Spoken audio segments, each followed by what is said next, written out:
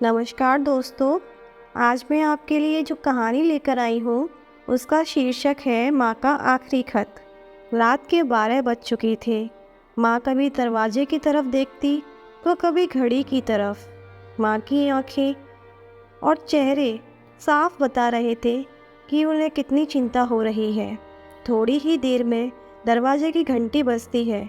माँ काफ़ी तेज़ी से दरवाजे की तरफ दौड़ती है और दरवाज़ा खोलती है और सामने अपने बेटे विक्रम और बहू मान्यता को देखकर उनसे पूछती है, इतनी देर क्यों हो गई? मैं तुम्हारी कब से राह देख रही थी।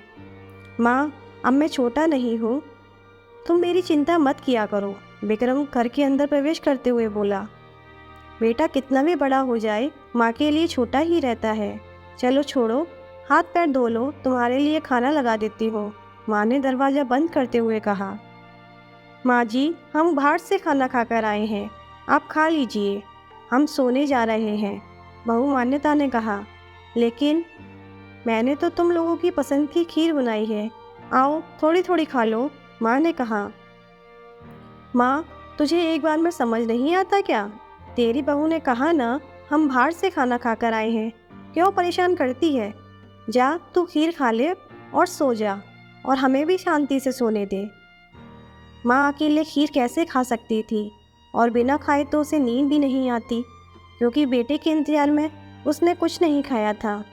वह किचन में गई और एक गिलास पानी पिया, फिर अपने रूम में चली गई। सुबह 10 बजे जब विक्रम की आँख खुली, बाजू में मान्यता अभी भी सो रही थी। विक्रम हॉल में आया तो लैपटॉप के पास एक चिट्ठी रखी हुई थी, जिस पर उसकी नज़र पड़ी।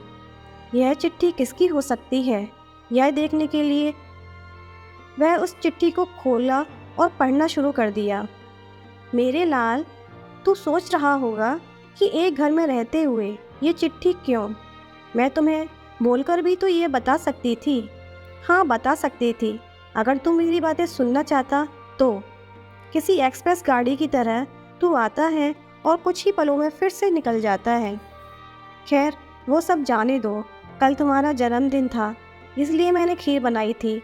सोचा कम से कम आज के दिन साथ में बैठकर खाना खाएंगे। मगर यह बात भूल गई कि मेरा बेटा अब बड़ा हो चुका है, तो वह अपने दोस्तों के साथ पार्टी करके और खाना खाकर ही आएगा। खैर छोड़ो, मुझे इस बात की खुशी है। मेरी दवाइयाँ ख़त्म हो गई हैं। मैंने कुछ दिनों पहले तुझसे दवाई की एक चिट्ठी दी थी, अगर वक्त मिले तो वह दवाई लाकर मुझे दे देना, मुझे थोड़ी सी राहत हो जाएगी। विक्रम को याद आया कि 4-5 दिन पहले माँ ने एक दवाई की चिट्ठी दी थी। उसने अपने ऑफिस के बैग में जाकर उस चिट्ठी को तलाशा और उसे खोलकर देखा। उसमें लिखा था, मुझे ऐसी दवाई लाकर दो जिससे मैं अपने बेटे को भूल सकूं। विक्रम को रियलाइज़ हुआ कि मुझसे बहुत बड़ी गलती हो गई है। उसकी आंखें नम हो गईं। वह तुरंत अपनी माँ के कमरे की तरफ दौड़ा। सबसे पहले उठ जाने वाली माँ आज क्यों नहीं उठ रही थी, यह देखकर उसे आश्चर्य हुआ। उसने माँ को उठाने की काफ़ी कोशिश की, लेकिन अब उसकी माँ एक गहरी नींद में सो चुकी थी। अब विक्रम के पास फूट फूट कर रोने के अलावा और कोई चारा नहीं बचा था। दोस्तों, यह कहने की ज़रूरत तो नहीं कि माँ बाप जीवन में कितने मूल्यवान होते हैं। उनके रहते हुए ही उनकी सेवा करो, उनसे प्यार करो। वह चले जाएंगे तो कुछ भी नहीं कर पाओगे। दोस्तों, आपको यह कहानी कैसी लगी हमें कमेंट सेक्शन में ज़रूर बताएं, और अगर आपको यह कहानी पसंद आती है तो हमारे चैनल को लाइक करें, शेयर करें और सब्सक्राइब करें। धन्यवाद।